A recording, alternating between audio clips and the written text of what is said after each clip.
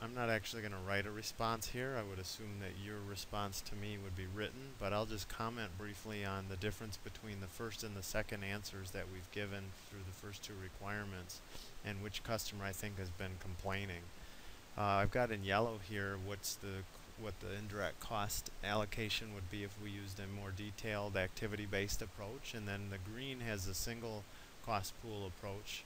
And you can see what I've done here is I've just taken the difference, the increase or the decrease from the one method approach to the multi-method approach. And so you can see for United, their indirect costs went up 157%.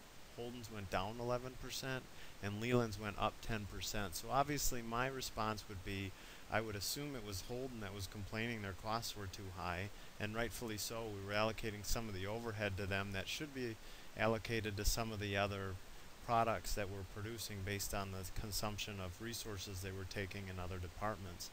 This can be somewhat problematic if you go to United and you say, hey, I've got to increase your price by 157%.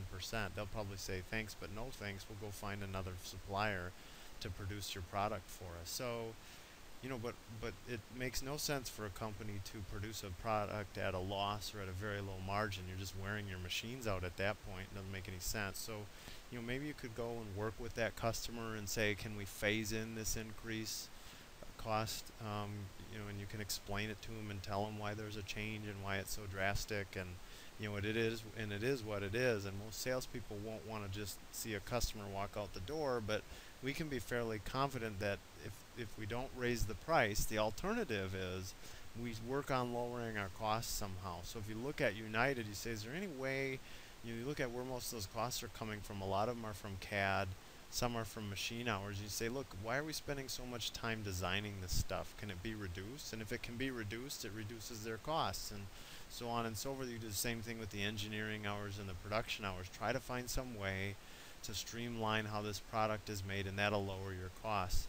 But to continue to produce it at the current prices, we don't know what the selling price is, but it's very unlikely we're even making any profit on this product at all.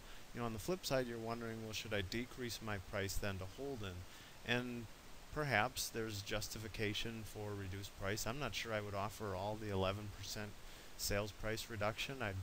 I'd say, I don't know, I'd come up with some number, but remember, if you're giving up sales price here, that's direct margin you're giving up. You got to get that somewhere else if you're not giving it from Holden, or getting it from Holden, so you'd have to get it from either your other remaining customers, which would be Leland and United. This one, they might not balk too much if you say, I've got an increase in your price coming through because of an increased consumption in your product's costs or something like that. So for the most part, that's my response to the concerns that would be maybe raised by the findings we had from our activity-based costing exercise.